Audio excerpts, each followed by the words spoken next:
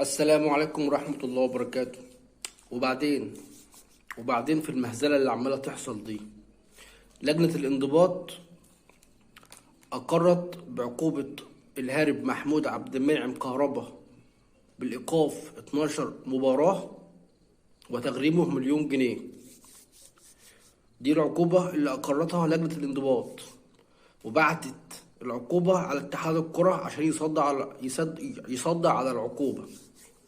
اتحاد الكرة رفض يستلم العقوبة خوفا من صدام مع الصدام مع الأهلي. في نفس الوقت من تحت لتحت كده في مسؤولين من النادي الأهلي كلمهم حد من اتحاد الكرة مش هيلعبوا ماتش السوبر اللي مقرر له يوم 5 يعني. وبعدين ما اللي مش عايز يلعب ماتش مع انه ما لعب، وانت خايف من الشركة الراعية وخايف من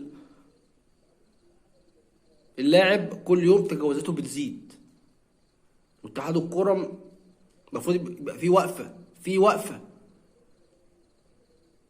انت عشان صورة للاعب في نادي الزمالك اتوقف، اللي هو امام عاشور، وقبله شيكابالا اتوقف 8 مباريات مع وما عملش حاجة. هي الدولة يعني، الدولة فين من الكلام ده؟ اتحاد الكرة مش عايز يصدع على العقوبة ليه؟